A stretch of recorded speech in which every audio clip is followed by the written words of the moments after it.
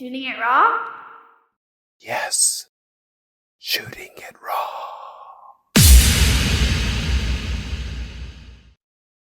So the next photo is called Tulum Trip. Tulum. Tulum? Oh, Tulum. Okay, so the photo's great. It's an outdoor photo. Okay, so there's like this sculpture made out of what could be coconut, palm, but basically it's a human in a kind of weird mask. Massive. It must be like 2 or 3 stories tall. And it's a kind of shelter. And in the middle of the shelter, is that you in the middle of the shelter? Seated in, very nice. Yeah, so the light is very, like, it looks really humid. It looks like you're beachside. There's palm trees. There's sand on the ground. It could be like a beach resort. But what really makes the image is, one, you're seated inside the sort of shelter, which is really the heart of this figure that's kind of opening up its chest. I mean, okay, so the listener has to check out YouTube or check out the website to look at the image because it's a bonkers photo. It makes no sense. What is this? Oh, what do you think it is? I just told you. Oh, that's your guess? Do you want to take a guess where it's at? What city or what country? Okay, let's say it's in Mexico. Yes. And yeah, it's part of a big sculptural festival. It's not a sculptural festival. The name of that art sculpture is Big Head. So, yeah, it's in Tulum, Mexico. I would say I'm glad you don't know. It's for like, I think that's when I went to travel there. I went there last summer.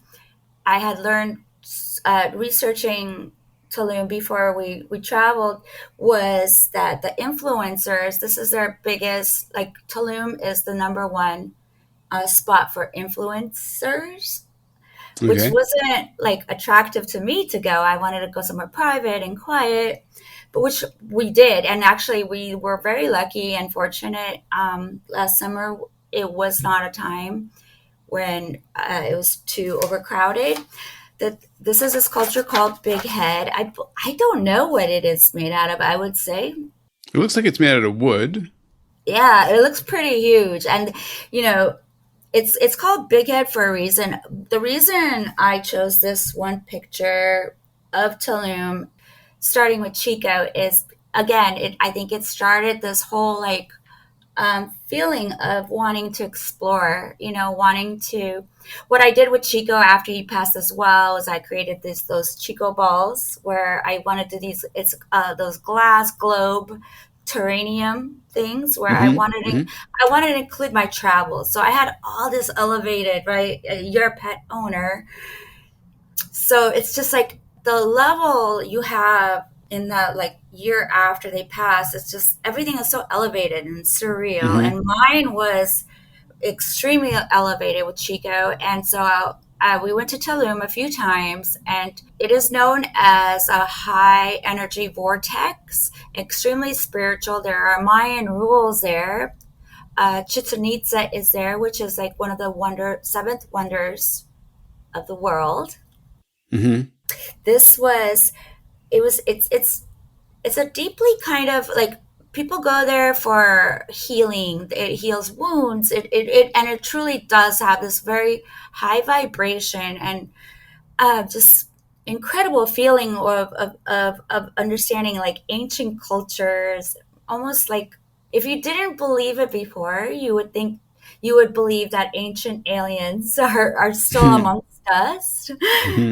And I feel like, there's a lot of healing. I don't know how I didn't go there for the healing. I went there for a vacation, but the moment you land, you just deeply had a love affair from the moment I landed to when I left. I've had a very strong connection to, myself and where I was, where my puppy, also my other people in my past. Just I had a lot of kind of there was a shaman, there was a jungle, Mayans, and we've sort of been able to understand that travel isn't just travel. It is something where you can, like really go and sort things out in a way where you couldn't by going to a tourist location. Or Tulum was that kind of happy place for me. Obviously, travel changes you. You definitely mature as you go. Other things that now, look, I don't mean to jump to a conclusion of either using hallucinogens, or because some people go to Mexico to to try peyote, or to like mushrooms or whatever it is, or like in terms of if that's a kind of part of the experience, because I'm looking at this incredible sculpture, thinking to Hmm. myself, if I was on Yeah. mushrooms, I'd be Yeah. like, dude, that would be full on. That, I think exactly. I mean, if I was to do, no, I was in a very like sober state. So it was my birthday that we went there for, but we didn't like, Sure. if it was already at a 10, from a 1 to 10 scale of it, Hmm. just that elevated level, I can only Yeah. imagine what peyote Right. or shrooms. So like when you tell me about this, like for example, when you land in a place, so here's like for me, and tell me if Hmm. this is something that sounds familiar to you. Yeah. When I land, every country has a different sort of smell, right? Yes, and yes. and it's one thing to walk around, for example, Egypt, or walk around like Jerusalem, where you go like, okay, this has been here for thousands of years, and you're Mhm. being impacted because in a way that informs your perception and everything. Now, is Tulum that kind of town, like in terms of its historical, like connection to the Mexican past, like what's and for example, how much of that is part of your identity? Of course, sure.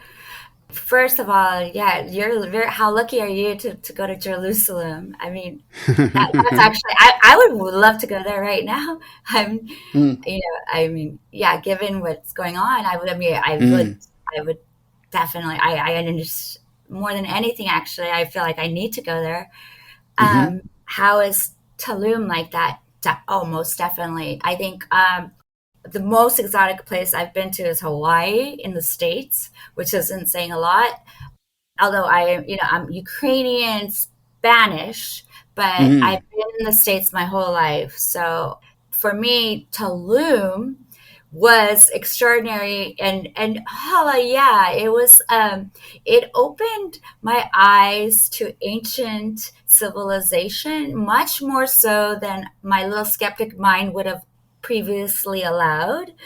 mm-hmm. um, I literally was just like, yeah, aliens, schmalians, it is, whatever. I mean, the moment you go down to see like Puente Laguna, the moment you go to, you just see the jungles, and then you see the pyramids and the ruins, and you're literally like, there's tingles going up and down your spine, and you're like, we are Mm-hmm. not alone. It just, for some reason, Tulum feels like it's higher up into some, it's in a different sphere of Mm-hmm. consciousness, and you see it, you obviously see it. And I was watching a lot of this, like the ancient alien stuff, and I'm like, yep, all this is true. I I love mean, it. yeah, at some point you're walking thinking, I feel like at some point I must have had ancestry here. I feel like, Right, right. yeah, I was trying to sacrifice my boyfriend at the time. Like, you need to sacrifice your mom. That's what we did. It's called an offering here. You know, And just gave him a little nudge off the top, just a I little did. push, not I a big did. push. I did. The guide said stop it, but Am I I did. talking to a serial killer? Who are you, Anna? What is this? No, my body count is at 0. Thank you. Oh, very good, very good. Currently, yeah. So, where did you grow up? Where did you grow up? Sure. I grew up LA. I was raised in LA all over. So I am native, although that is kind of like being in LA, people, it is rare to be Yeah, like native yeah. LA. But definitely, I grew up here. I'm West Coast, so we're in this part of the world. Where did you grow up, Brand?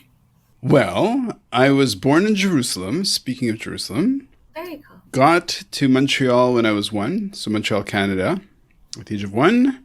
Basically lived in Montreal, Quebec, Canada. That's north of the U.S. for the people who don't know. And Yeah. I've been in Hong Kong for 20 years. Very cool. Okay, so you dropped this bomb earlier. So this is okay. So this is the point of these calls, these conversations, whatever. Just like I meet these interesting people. We Yeah. don't know each other, and I just come like a very curious. Let's call me a Muppet, okay? And kind of going who you are, and then depending on what you say, I kind of go, oh, that sounds interesting. And you said you wrote a book. Now that's not going to go. What is that?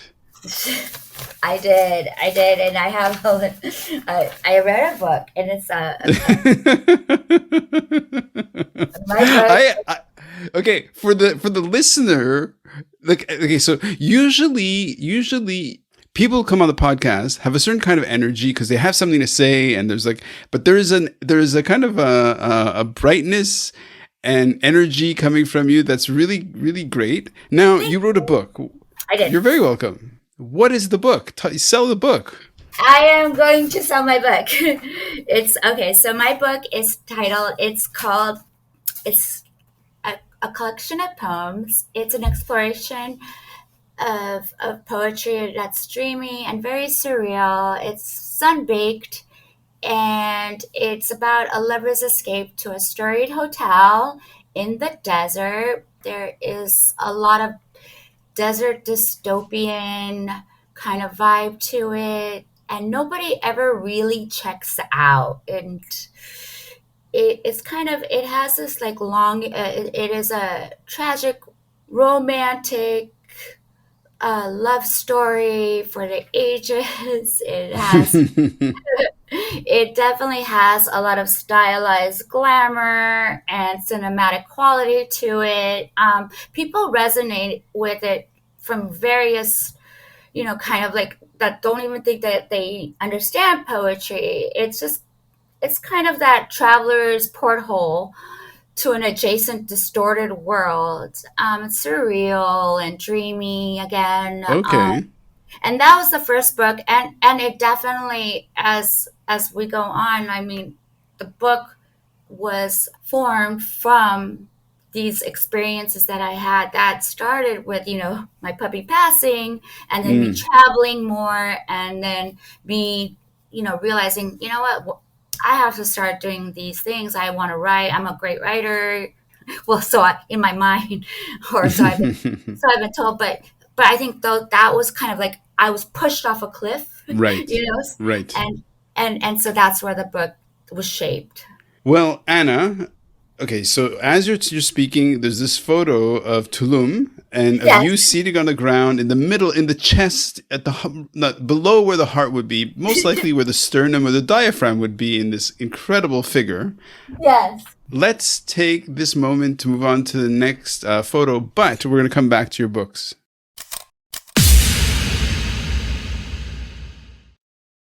So, is life really a gift? Really? Can you make every second count? That's the whole point of the podcast. So if you like what you've seen and you're inspired, because that really is my mission, then please give it a like, subscribe, and share. Shooting it raw? Yes, shooting it raw.